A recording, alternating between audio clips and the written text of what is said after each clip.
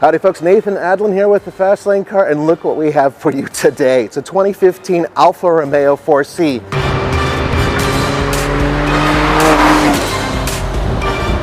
We're in San Francisco and we're going to be driving this thing on a racetrack. We're going to be driving it on the roads, and we've had a chance to see deep down inside of it. This is an all-new vehicle, but more importantly, it represents the return of Alfa Romeo to the United States.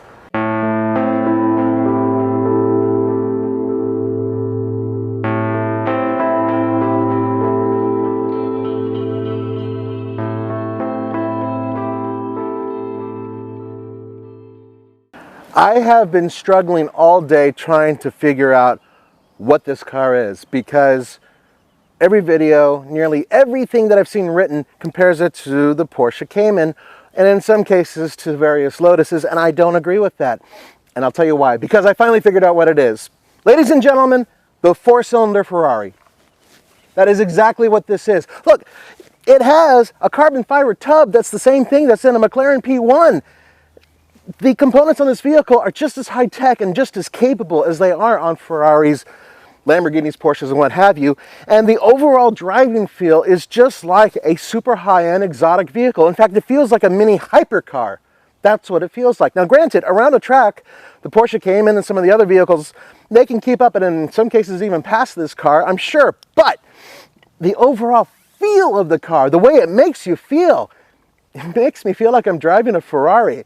And I'm sorry, but for between $53,000 and $75,000, that's a bargain.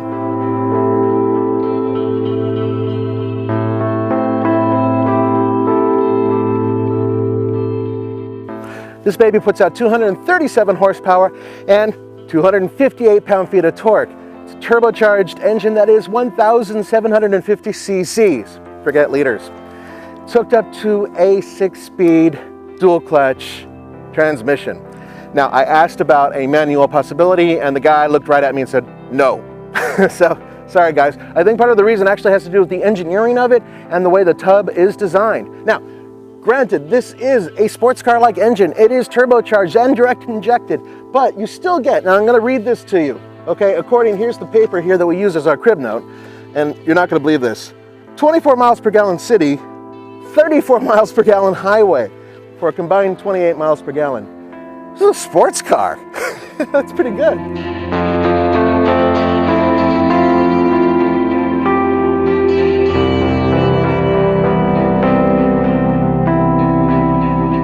Okay. Once you relax, find an angle that won't make you sick. I'm fine. Oh, you're fine now? Yeah. Okay. Now, normally, guys, we want to keep the windows closed so you can hear what I'm saying and blah, blah, blah. But one of the things about this car that makes it so special is the way it sounds. And you have to understand that only about 18 inches behind my head, maybe 20 inches behind my head, is one of the intakes. And there's an intake on both sides, right? You're able to hear blow-off, snarling, growling. See if you can hear this. Okay. Wait for it.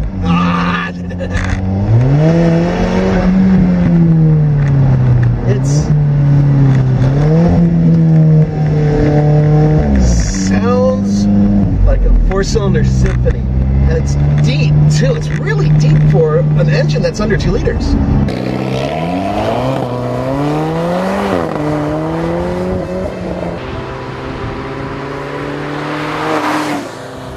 Base price for the 2015 Alfa Romeo 4C is around $53,000. In America, the first cars that are coming are the launch edition, and they total out at over $60,000. Now, this particular version, with all the goodies that it has, is $63,000. And if you get everything fully optioned out, we've seen prices around $65,000, $66,000. I'm sure there's other ways that you can blow your money and get it into the $70,000 range. But think about it this way. That's still around the price of a Corvette. That's not such a bad thing. Now, by the way, if you're wondering about the overall size of this car, yes, there is something different between this and the European version, and that is weight. And that car weighs 340 pounds less than this car. And the main reasons why are, well, safety equipment for one thing, and the stereo, air conditioning, stuff like that actually really does add on the weight. If you want that stuff in Europe, you're going to have to put it on yourself, I guess.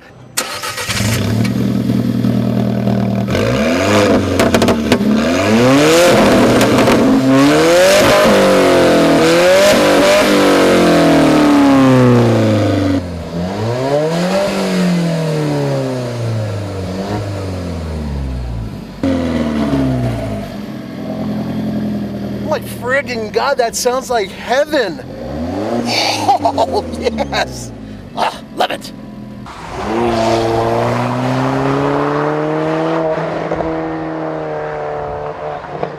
It really is a great car.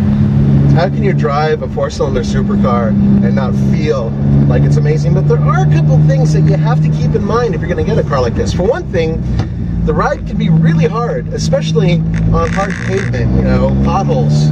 Every time we had a pothole, we screamed like little girls, and not in a good way. Cup holders, well, there are two, and they're not very big, and they're right at your elbow. The air conditioning for an Italian car works remarkably well. We've already played with it. Stereo, well, we haven't played with it because we have that sound in the back. We don't really care about the music, but you can get navigation, but you have to feed it using your cell phone. There is no glove compartment. There is no center console. There are no door pockets. As far as I know, there is no place other than your visor to store anything. So you really have to be very frugal with what you bring into this car and who you bring into this car.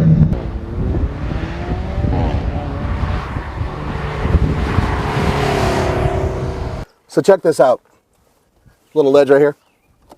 That's where you need to put your head when you open this in order to put your groceries in there. Now there is a prop for the hood and boot, and you plug that in right here in the center. But when you have your hands with groceries and you're opening this up, well, I'm sure you get that. Now check this out, come here. I'm gonna show you something. Now, only the back opens. The front does not open. That's where your radiator goes and your legs. The only way you can open this baby is with this right here, that release. And the only way you can get to that release is if the door is open. So there's a couple of things to keep in mind in terms of using this.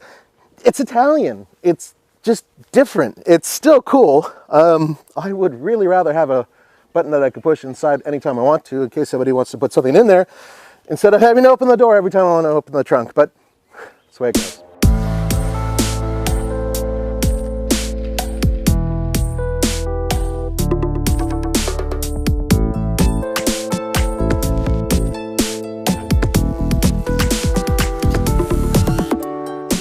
Passenger seat has adjustment, which is different than the European version. So that allows the passenger to be relatively comfortable. And I sat as a passenger as Andre beat me up on back roads just like these.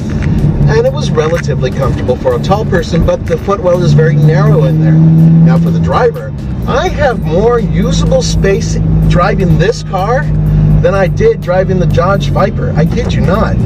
I have more usable space in this car than I had in almost any sports car other than maybe the Porsche Cayman. But there's a difference. If you look over your shoulder, you can actually see something kind of sort of if you look directly back using the rear view mirror. But there are blind spots when you look over your shoulders. So if you have oncoming traffic coming in those directions, it's difficult. And backing is a bear. You know that thing where you open the door of a Lamborghini in order to back out of something? Yeah, you probably would have to do that here too, because you do have rear sensors, but what doesn't make any sense to me is why don't they have an integrated rear camera somewhere in this car?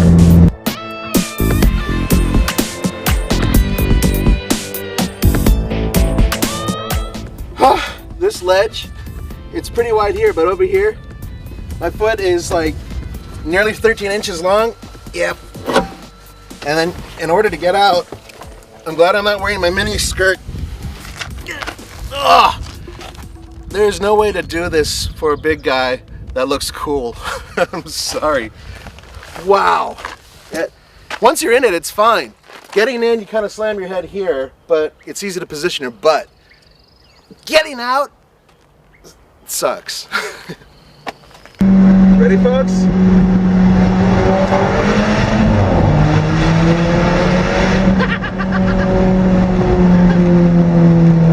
Yes!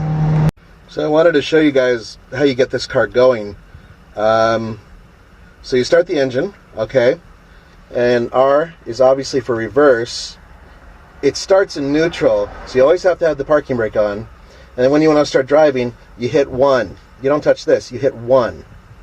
And 1 will put you into auto mode, okay? This will put you in a manual mode. So you play with this as you're driving. So let me demonstrate it, okay? So Nice little thing right there. Okay. And then with my foot on the brake, push 1. And you see up there it says auto 1. And then I'm going to put it in neutral. Okay, so that's basically how you have to park. And if you want to go in reverse, there you go. And it has a little sonic thing for the back. I really wish it had an integrated rear camera. That would be like friggin' awesome, because it's hard to see out of the back, but at least that's something. I hope you enjoyed this first drive real world review, because I sure as hell did. My God, what a great car.